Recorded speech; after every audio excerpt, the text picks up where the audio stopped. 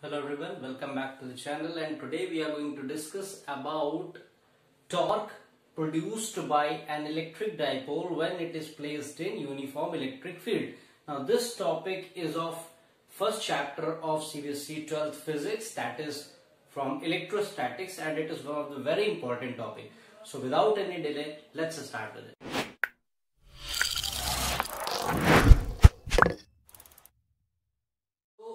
In this topic we are going to study about the behavior of an electric dipole, that how electric dipole will behave when it is kept in a uniform electric field. So for that, to understand this particular topic, let's first consider an analogy. What is the analogy? See, suppose we are having a fan, a table fan. Let's say we are having a table fan like this. Okay, this is a table fan.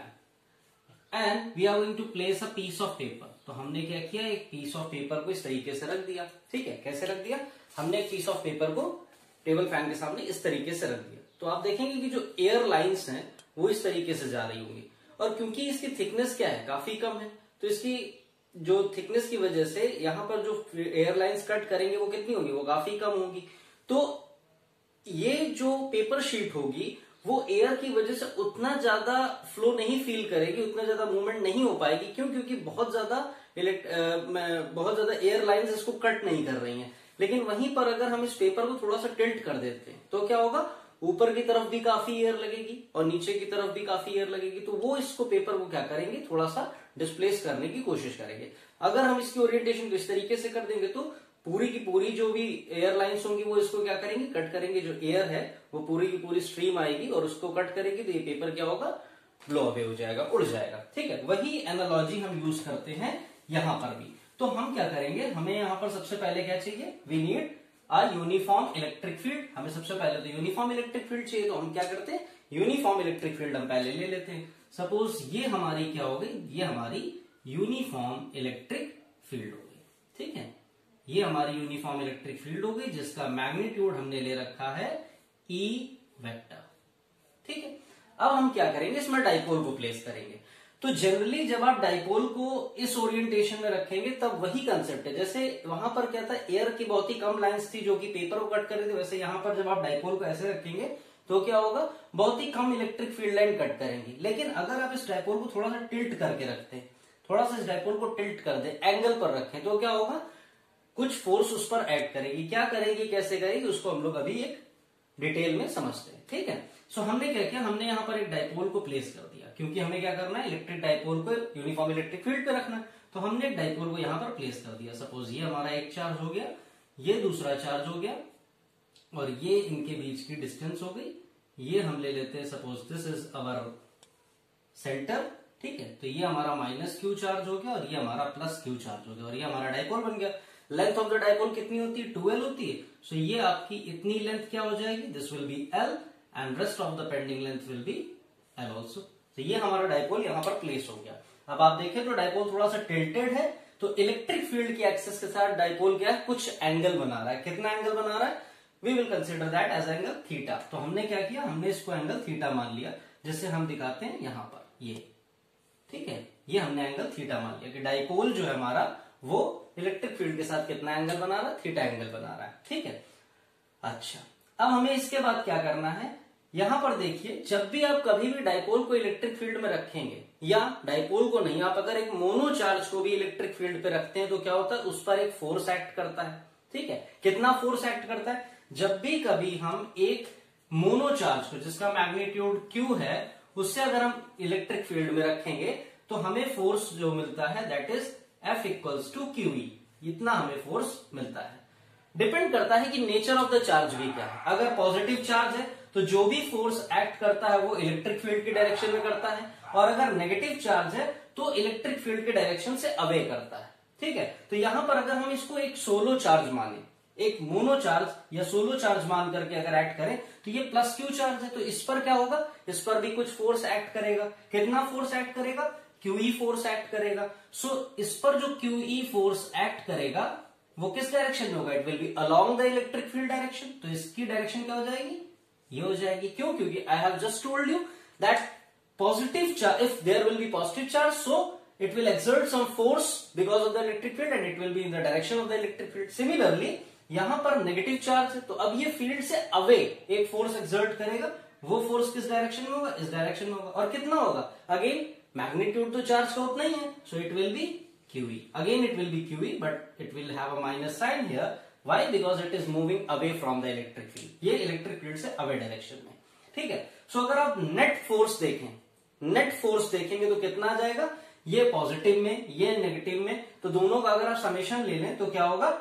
Net force आपको कितना मिलेगा, 0 मिलेगा, ठीक है. Net force आपको 0 मिलेगा, तो net effect आपको क्या निकल के आया, 0 निकल के आया यूनिफॉर्म इलेक्ट्रिक फील्ड में, ठीक है. अब यहां से हमें क्या करना है, जब ये देख रहे हैं आप कि यहां पर इक्वल चार्जेस हो गए, फोर्स कैसा हो गया, चार्जेस इक्वल थे, उसकी वजह से फील्ड भी कैसी यूनिफॉर्म हमने ले रखी है, तो E की वैल्यू भी नहीं चेंज हो रही, it is uniform through out constant. उसके बाद Q, ये भी हमारा क्या है, कांस्टेंट है. तो आप यहां पर फोर्स QE देखेंगे तो इसकी जो वैल्यू होगी वही वैल्यू तो यहां पर भी QE की होगी. तो दोनों फोर्सेस कैसे हो गए, इक्वल हो गए, अनलाइक इन नेचर हो गए. एक आपका पॉजिटिव फोर्स हो रहा है, एक आपका नेगेटिव फोर्स हो रहा, तो इक्वल है, अनलाइक है, और लाइन ऑफ एक्शन भी दोनों की क्या है, अलग अलग है. इसकी लाइन ऑफ एक्शन इधर पे, इसकी लाइन ऑफ एक्शन इधर है, मींस एक इधर जा रहा तो एक इधर जा रहा. जबकि अगर ये एक ही लाइन ऑफ एक्शन में होते तब हम कह सकते थे कि अच्छा ये QE है, ये माइनस QE, तो इनको हम कंसिडर कर सकते थे, लेकिन यहां पर लाइन ऑफ एक्शन भी अलग है. तो ये क्या करेंगे, they will form a couple. ये क्या बनाते हैं, they will form a couple. ये एक कपल बनाएंगे और ये कपल फोर्स जो होगा वो रोटेट करेगा इसको, वो डाइपोल को रोटेशन में हेल्पफुल होगा, डाइपोल को रोटेट करने में हेल्प करेगा. अच्छा, जब भी कभी भी लीनियर मोशन होता है तो हमें क्या मिलता है, तब हम वहां पर जो है, जब भी लीनियर मोशन होता है, कोई भी ऑब्जेक्ट या बॉडी एक सिंपल लाइन में फॉलो कर रही होती है, तब वहां पर फोर्स लगता है, क्योंकि आपने पढ़ रखा है न्यूटन की सेकंड इक्वेशन को. F इक्वल्स टू कितना होता है, F इक्वल्स टू ma होता है, ठीक है, F इक्वल्स टू ma होता है. और यहां से अगर आप देखेंगे so A will be equals to F by m, यानी कि अगर हम फोर्स लगाएंगे किसी भी मासी बॉडी पे तो एक्सेलरेशन प्रोड्यूस होगी, यानी कि ऑब्जेक्ट क्या करेगा, मूव करेगा, एक स्ट्रेट लीनियर लाइन में करेगा. अगर मैकेनिकल मॉडल है तो मास होगा, और अगर हम यहां पर इलेक्ट्रिकल मॉडल ले लेते हैं तो वहीं पर हमारा चार्ज हो जाएगा, ठीक है. अब ये जो आपका सिस्टम है ये क्या करेगा, कपल बन चुका है, तो यहां पर ये मूवमेंट करेगा, लेकिन कैसी मूवमेंट करेगा, ये जो मूवमेंट होगी वो लीनियर मूवमेंट नहीं होगी, वो आपकी होगी रोटेशनल मूवमेंट होगी. क्यों, क्योंकि आप देखें तो ये डाइपोल एक तरीके से क्या है, इस पॉइंट के अबाउट क्या हो गया, फिक्स हो गया है. तो ये जैसे भी रोटेट करेगा ये बस ऐसे रोटेट करेगा, ना ये आगे जाएगा, ना ये अपवर्ड जाएगा, ना ये डाउनवर्ड जाएगा, ना ये बैकवर्ड जाएगा, ये बस ऐसे रोटेट करता रहेगा, ठीक है. ट्रांसलेटरी मोशन नहीं होगा, वो इक्विलिब्रियम पे है, ट्रांसलेटरी मोशन नहीं होगा, केवल रोटेशनल मोशन होगा. और जब रोटेशनल मोशन होता है तो वहां पर क्या होता है, टॉर्क कम्स इनटू प्ले, ठीक है. तो टॉर्क यहां पर एक्ट करेगा, ठीक है. तो टॉर्क होता क्या है, टॉर्क क्या होता है, torque tau, let's say torque tau, it is given by, क्या फॉर्मूला होता है इसका, टॉर्क का फॉर्मूला होता है either force multiplied by perpendicular distance, ठीक है. अब देखिए ईदर फोर्स का मतलब क्या है, ईदर फोर्स का मतलब चाहे हम इसको ले लें चाहे हम इसको ले लें, दोनों फोर्सेस में हम कोई भी कंसीडर कर सकते हैं. क्यों, क्योंकि दोनों का ही मैग्नीट्यूड क्या है, सेम है. सो लेट्स से हमने एक फोर्स यहां पर कोई भी ले लिया, कितना हो जाएगा, इट विल बी QE. आगे क्या है, प्रोडक्ट साइन लगा दिया. अब परपेंडिकुलर डिस्टेंस चाहिए. देखिए परपेंडिकुलर डिस्टेंस हम कहां से मेजर करेंगे, परपेंडिकुलर डिस्टेंस आपका जो है वो जनरली हम जब मेजर करते हैं तो जो सेंटर ऑफ द डाइपोल है वहां से हम कंसीडर करते हैं. तो सेंटर ऑफ द डाइपोल से अगर परपेंडिकुलर आप देखें तो क्या होगा, यहां से आप एक परपेंडिकुलर गिरा दीजिए और ये आप इसको कनेक्ट कर दीजिए, तो ये एंगल थीटा हो गया. तो ये परपेंडिकुलर आपको मिल गई, ये परपेंडिकुलर डिस्टेंस मिल गया. अगर इसको हम निकालते हैं तो कितना हो जाएगा, इट विल बी L, ये L लेंथ है, और साइन थीटा निकालेंगे तो ये कितना हो जाएगा, it will B L sine theta. लेकिन ये परपेंडिकुलर डिस्टेंस वर्क इसलिए नहीं करेगा अभी क्योंकि ये हाफ है, पार्शियल है. ये तो हमने केवल इस चार्ज की वजह से कैलकुलेट किया, जबकि हमारे पास क्या है, हमारे पास डाइपोल है. हम मोनोपोल के लिए नहीं कर रहे, हम मोनो चार्ज के लिए नहीं कर रहे, हम दो चार्जेस के लिए कर रहे हैं. तो ये जो L साइन थीटा हमने परपेंडिकुलर डिस्टेंस लिया है ये तो केवल इस चार्ज का है, पॉजिटिव चार्ज का है. नेगेटिव चार्ज का तो हमने कंसिडरेशन में लिया ही नहीं है.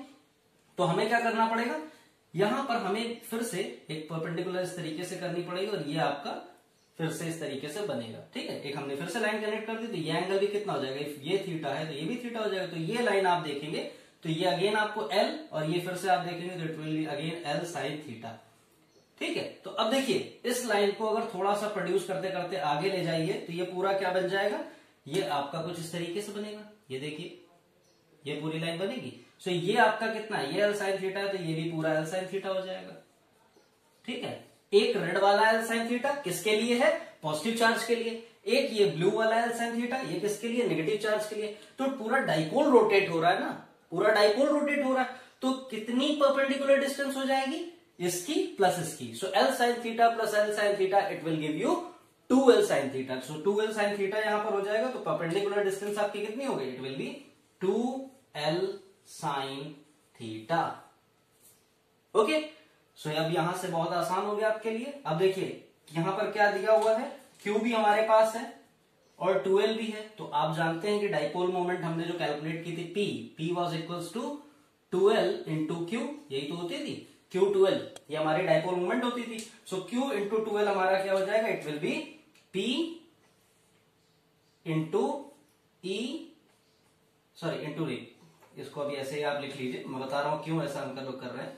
इसे हम लोग लिख लेंगे P, Q इंटू 2l क्या हो गया आपका, P हो गया, E आपका हो गया, और बचा हुआ क्या, साइन थीटा। सो क्या आ गया हमारी वैल्यू, टॉर्क हमारा आ गया PE साइन थीटा। नाउ अब ये देखिए साइन थीटा किसके किसके बीच का एंगल है, साइन थीटा आपका किसके बीच का एंगल, एक तो इलेक्ट्रिक फील्ड है, यूं आपकी इलेक्ट्रिक फील्ड जा रही है, और डाइपोल आपका यूं रखा है। देखिए ये आपका डाइपोल रखा है, इलेक्ट्रिक फील्ड लाइन यूं जा रही है। तो इलेक्ट्रिक फील्ड लाइन और डाइपोल की जो मूवमेंट है, इलेक्ट्रिक फील्ड लाइन और डाइपोल की जो मूवमेंट है, डाइपोल की मूवमेंट क्या होती है, डाइपोल की मूवमेंट का जो डायरेक्शन होता है वो कितना होता है, वो नेगेटिव से पॉजिटिव की तरफ होता है ना, नेगेटिव चार्ज से पॉजिटिव चार्ज की तरफ होता है। तो ये आपको जो मिल रहा है, ये क्या मिल रहा है, this is the direction of the dipole moment, P की डायरेक्शन है। और यहां पर आपको इस डायरेक्शन में क्या मिल रहा है, इलेक्ट्रिक फील्ड मिल रही। So sine theta is the angle, ये कौन सा एंगल है, ये एंगल है पी और ई के बीच का। तो अगर हम इसे वेक्टर नोटेशन में लिखना चाहें तो वो क्या लिख सकते हैं, we can write it as tau vector equals to P vector into E vector. So ये हमारे पास क्या आ जाती है, नोटेशन आ जाती है torque in a torque which is produced by the electric dipole in uniform electric field. ठीक है, अब इसमें देखिए जब यहां पर ये QE फोर्स लग रहा था तो ये क्या कर रहा था, ये इसे इस तरीके से मूव करने की कोशिश कर रहा था, और ये वाला फोर्स जो माइनस चार्ज की वजह से लग रहा है वो इसे इस तरीके से रोटेट करने की कोशिश कर रहा था। सो ये दोनों मिलकर क्या फॉर्म कर रहे थे, कपल फॉर्म कर रहे थे, और कपल फॉर्म करने की वजह से डाइपोल क्या हो रहा था, रोटेशन स्टार्ट कर रहा था। कितना टॉर्क से रोटेट कर रहा था, tau equals to P sine theta या पी क्रॉस ई से रोटेट कर रहा था। अब यहां पर दो इंपॉर्टेंट केसेस बनते हैं, क्या, इसको आई होप आपने नोट कर लिया। Okay, so let's talk about the two cases which are possible based on the formula tau equals to p sin theta, and the two cases are based on basically the value of angle which we take. So let's talk about the two cases in which the case number one is when theta is equals to 0 degree, means there is no angle between dipole moment and electric field. Okay, so theta will be 0 degree. Now we know tau is equals to PE sin theta. So let's put the value of theta equals to 0. That is sin theta equals to sin 0 degree. Now you all know that sin 0 is equals to 0. So it will be 0. Hence we can say tau will be PE cross 0. So it will be 0. So we will have tau equals to 0. Now when tau is equals to 0, this is the condition for the minimum torque.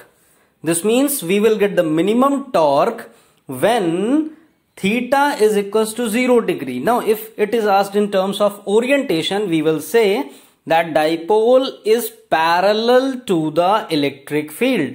Okay, the dipole is parallel to the electric field. When we place the dipole parallel to the electric field, torque obtained will be minimum.